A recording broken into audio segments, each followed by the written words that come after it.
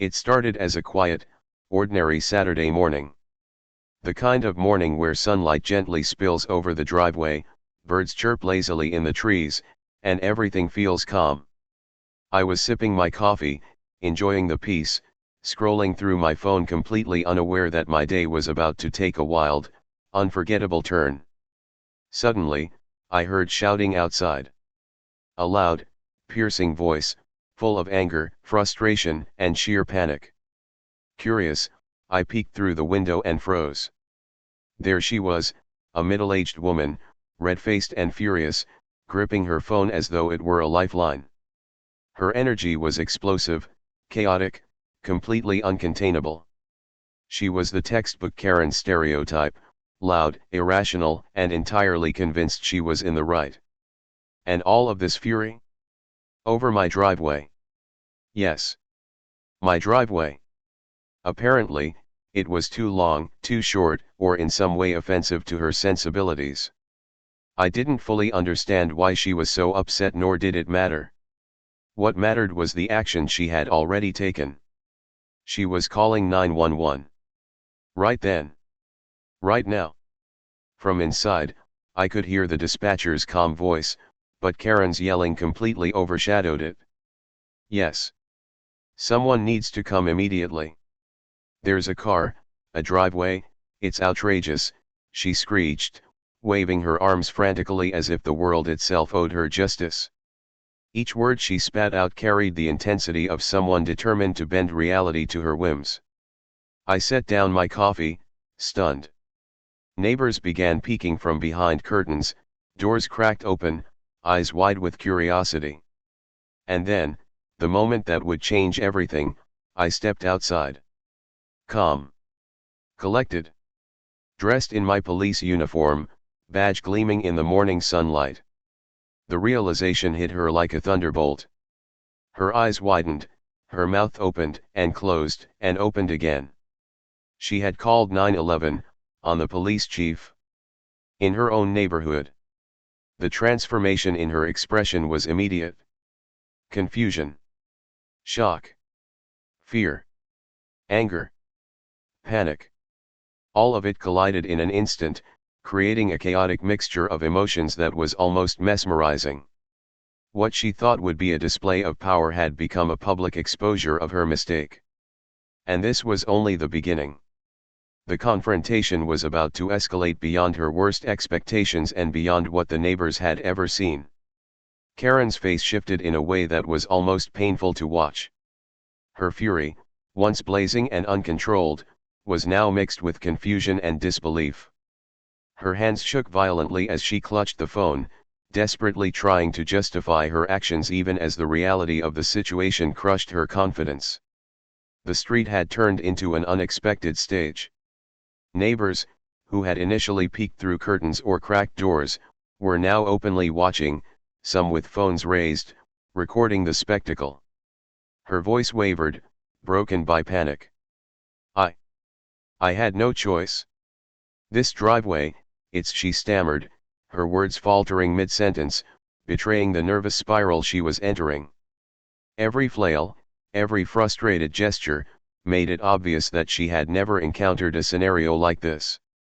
She thought she was in control, but the moment I stepped outside in uniform, the balance of power shifted instantly. I stayed calm, standing tall, arms folded, a symbol of authority amidst her chaos. I didn't need to raise my voice. The badge on my chest, glinting in the sunlight, was enough to communicate that I was not only in control but entirely unshaken by her theatrics. Her panic contrasted sharply with my calm demeanor, and the difference was immediately apparent to every neighbor watching.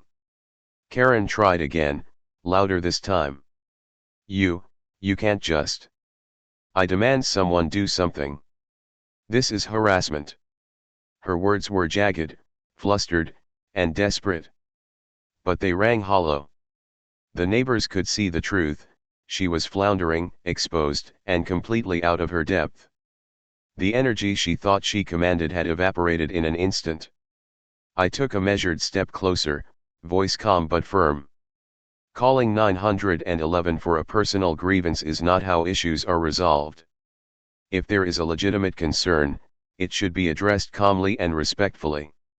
Escalation in this manner leads to unnecessary conflict and public embarrassment. The words struck with quiet authority. Karen's face went pale, her eyes darting nervously toward the watching neighbors, realizing her mistake was not only obvious but now public. The whispers of the crowd grew louder, some stifling laughter, others shaking their heads in disbelief. The tension on her face was unmistakable, her initial anger was gone, replaced by raw panic and mortification. The stage was set for her next move, and whatever she chose to do now would either save her from further humiliation or plunge her deeper into it. The confrontation had escalated beyond a simple dispute. This was now a lesson in authority, composure, and the consequences of impulsive actions. Karen was learning it the hard way. Karen's panic wasn't subtle anymore, it had transformed into full-blown chaos. Her arms flailed as she gestured wildly toward the driveway, her phone shaking in her hand like a lifeline she could no longer control. Her voice cracked, then rose, then cracked again, bouncing between anger and fear. Every movement seemed exaggerated under the scrutiny of the growing crowd of neighbors. What began as a simple grievance over a driveway had now become a public spectacle. "Someone has to do something. This isn't right," she shouted, her words fragmented and desperate. But no one responded, and she realized she was speaking into a void. The neighbors' attention was fixed on her, silently judging, some trying to hide smirks, others whispering quietly. Her intended performance of authority was collapsing in real time.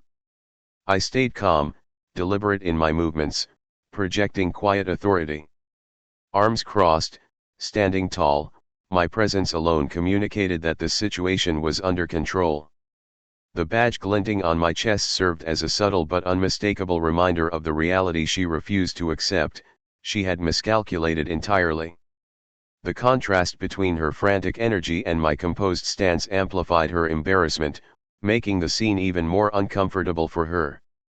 Karen attempted to regain composure. I'm just trying to protect." Her voice faltered mid-sentence. Her hands shook so violently that she nearly dropped the phone, and the crowd collectively flinched as she scrambled to keep it upright. Her arguments were falling apart, her rationalizations evaporating in the sunlight.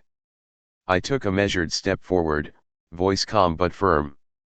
"The situation is being handled. Calling emergency services over personal grievances is inappropriate and only escalates tension. A calm, civil approach is always more effective than panic." My words were deliberate, each one landing with quiet authority, further destabilizing her composure. Karen's expression shifted dramatically. Shock, disbelief, and panic collided on her face. She had expected fear, compliance, or at least acknowledgement of her authority, and instead, she faced undeniable calm and control. Her panic was magnified by the audience of neighbors, whose silent judgment added weight to her growing realization: she had made a massive mistake. The moment stretched, heavy with tension. Karen's ego had deflated entirely, leaving her exposed, vulnerable, and floundering. Every stammered word, every frantic movement, reinforced the lesson she was learning the hard way: actions have consequences, and losing composure in a public confrontation with authority can be humiliating. The confrontation had reached a tipping point, and the next move she made would define the rest of this unforgettable encounter. By now, the entire street had become a stage. Neighbors were fully out, peeking from windows, standing at doorways, and holding their phones, capturing the chaos. Karen, once filled with confidence and outrage, now radiated pure panic. Her anger had drained, replaced by the dawning realization that she had completely misjudged the situation. Every flailing gesture, every desperate attempt to assert control, only made her humiliation more obvious. Her phone trembled in her hand as she muttered fragmented sentences: I just, this driveway, I mean." Her words fell apart mid-phrase, and the audience of neighbors sensed her desperation. The crowd exchanged quiet smirks and whispers, some shaking their heads in disbelief. The spectacle was unforgettable. Someone who had tried to wield power through a phone call was now utterly exposed. I remained calm, my posture composed, my expression unreadable. Every movement was deliberate, every word measured. My badge glinted in the sunlight, a silent but firm reminder of authority. I didn't need to raise my voice or gesture aggressively. The calm in my presence contrasted sharply with her chaotic energy, highlighting her mistake without me having to say much. Karen tried to regain control, straightening her posture and lifting her voice. This is harassment. Someone needs to do something. But her words lacked conviction. The neighbor's attention wasn't on her argument anymore, it was on her reaction. Each pause, each stumble over words, reinforced the public embarrassment she was facing. She glanced at the growing audience, realizing too late that this was no longer just a personal dispute. Her ego, once so fiery, now teetered on the edge of collapse. Every whisper, every camera, every stare amplified the realization: she had called 911 on the police chief, and now everyone knew it. I took a step forward, speaking calmly but with authority. Neighbors, let's remember that disputes are best handled calmly. Calling emergency services for personal grievances creates unnecessary tension and embarrassment. The quiet confidence in my tone seemed to press down on her like a weight she couldn't lift. Karen's hands dropped slightly, the frantic energy draining from her body. Her eyes darted nervously to the neighbors, her voice barely above a whisper. The lesson was sinking in. What she thought would demonstrate her power had turned into the most public display of misjudgment imaginable. The street was silent, tense, and expectant. Karen had to decide: continue digging herself deeper or retreat before the situation became even more unbearable. By this point, the neighborhood had fully gathered. Neighbors leaned out of windows, peeked from doorways, and some even stepped cautiously onto the sidewalks. Phones were out, quietly recording, as everyone watched the unfolding drama. Karen, once so confident and angry, now seemed trapped in her own chaos. Her frustration had faded into panic, and her attempts at justification were clumsy, fragmented, and ineffective. Her hands trembled as she held the phone, her face shifting rapidly between anger, disbelief, and humiliation. This driveway, someone needs to," she stammered, words tripping over themselves. The neighbors' whispers grew louder, some stifling chuckles, others shaking their heads. Her intended display of authority had collapsed entirely under the weight of reality, and the audience made sure she knew it. I remained calm, standing tall with arms crossed. My badge glinted in the sunlight, symbolizing the authority she had failed to recognize. I didn't need to shout or gesture, my composure alone made it clear who was in control. Each deliberate, measured movement underscored the contrast between her panic and my calm, further highlighting her misjudgment. Karen tried again, louder this time, attempting to reclaim her authority. "This is unfair. You have to do something. It's harassment." Her voice cracked mid-phrase, betraying the panic bubbling beneath her attempts at confidence. Every neighbor could see it: she had miscalculated, and there was no recovery from the embarrassment unfolding in real time. I took a careful step forward and spoke with calm firmness. "This situation is under control. Calling emergency services over personal grievances is inappropriate. Issues can always be addressed calmly and respectfully, without unnecessary escalation." My words, calm and deliberate, further stripped away whatever bravado she still clung to. Her wide eyes reflected the reality she had been avoiding: she had called 911 on the police chief, in her own neighborhood, in front of witnesses. The realization hit her hard, and the frantic energy that had defined her moments ago dissolved into visible panic. Her breathing quickened, her words faltered, and her shoulders slumped slightly. The crowd was silent now, all eyes on her. Whispers faded into a quiet hum of observation. Karen was no longer the instigator, She was the spectacle. And the lesson was unmistakable: impulsive actions, when met with calm authority, could lead to public embarrassment and sometimes unforgettable consequences. The confrontation had reached a critical juncture. Karen's next move would determine whether she could regain any composure or spiral further into humiliation. Karen's panic had reached a fever pitch. Her flailing hands and trembling phone were impossible to ignore, and the frantic energy radiating from her seemed almost contagious, but only for the audience. Neighbors watched in stunned silence, some trying to suppress laughter, others exchanging incredulous glances. The scene had transformed from a petty neighborhood quarrel into a spectacle that no one would soon forget.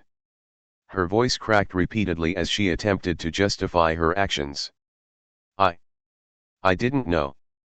I just thought. The words stumbled, caught between anger, fear, and the dawning realization that she had severely miscalculated. Her ego, once confident and fiery, had deflated entirely under the weight of the public exposure. I stayed calm, standing with measured composure, arms folded across my chest. The sunlight glinted off my badge, projecting authority without a single raised voice. Every movement, every deliberate pause, emphasized the stark contrast between her frantic energy and my calm, controlled presence. The difference was undeniable to everyone watching. Karen tried to regain control, her voice rising sharply. This is harassment. Someone needs to intervene." But her words were hollow. The audience of neighbors, some with cameras, some whispering quietly, made it painfully clear that she had lost the upper hand. Each attempt to assert dominance only highlighted her vulnerability. I stepped slightly closer, voice calm but firm. "Calling emergency services for personal grievances is not appropriate. If there is a legitimate concern, it should be addressed respectfully. Escalation like this leads to embarrassment and unnecessary conflict." My words carried authority, but no malice, creating an almost tangible weight on the situation that left her momentarily speechless. Her eyes widened, jaw slackening as she finally comprehended the full scope of her mistake. She had called 911 on the police chief of her own neighborhood in front of a growing audience. The realization hit hard, leaving her visibly shaken. Breathing quickened, stammers filled the silence, and her posture slumped under the weight of undeniable humiliation. Neighbors exchanged whispers, quiet chuckles, and knowing glances. Karen's frantic energy had drained entirely, replaced by a mix of fear, embarrassment, and disbelief. Every second amplified the lesson she was learning: impulsive, over-the-top reactions rarely end well, especially when met with calm authority. The confrontation had reached its critical breaking point. Karen was teetering on the edge of total collapse. Her next actions would define whether she could salvage any shred of dignity or descend further into humiliation. Karen's panic had fully erupted. Her flailing arms, shaking phone, and erratic movements made it clear she had completely lost control. Her voice cracked and rose in pitch, bouncing between anger, fear, and desperation. Every gesture seemed exaggerated under the watchful eyes of the growing crowd. What began as a trivial dispute over a driveway had escalated into an unforgettable spectacle. "Someone has to do something. This is harassment," she shouted, her words fragmented and almost incomprehensible. But no one responded. The neighbors' attention was fixed entirely on her, and the quiet judgment in their expressions intensified her panic. She had expected compliance or acknowledgement, and instead, she faced undeniable calm and control. I remained composed, standing tall, arms crossed, badge catching the sunlight. Every deliberate movement projected authority, emphasizing the contrast between my calm and her chaos. It was a subtle but powerful reminder: she was not in control, and the lesson was being learned in real time. Karen attempted to regain composure. I just want what's right. That driveway, it's wrong. You have to do something." Her words, frantic and stammered, only reinforced the absurdity of her situation. The neighbors, some smirking, others quietly filming, were silently witnessing her unraveling ego. I took a measured step forward, voice calm but firm. This situation is under control. Calling emergency services for personal grievances is not appropriate. Issues can always be resolved calmly and respectfully. The quiet authority in my tone seemed to press down on her, destabilizing her further. Her eyes widened as the truth hit her fully. She had called 911 on the police chief, in her own neighborhood, in front of witnesses. Shock and disbelief collided on her face. The frantic energy that had fueled her earlier outburst now drained away, replaced by visible panic and mortification. The street fell into a tense silence. Whispers and stifled laughter filled the edges of the scene. Karen's ego, once fiery and confident, had collapsed entirely. She had created a public spectacle, and the consequences were unavoidable.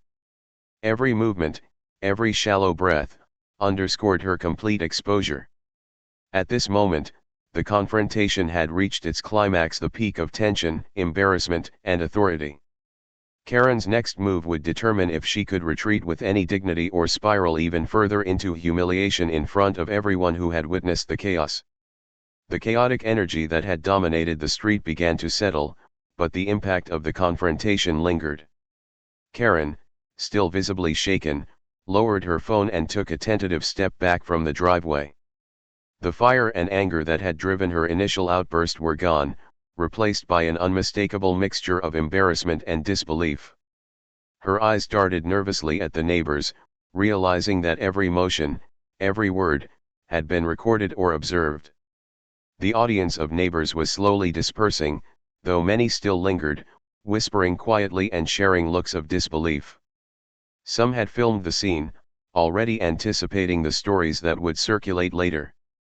Karen's once defiant posture had collapsed. She now seemed trapped in the weight of her mistake. Her previous anger was replaced by silent recognition that she had miscalculated spectacularly. I remained calm, projecting authority without aggression. My presence alone conveyed control, patience, and a sense of finality. The badge on my chest gleamed subtly in the sunlight, a quiet reminder of the reality she had ignored.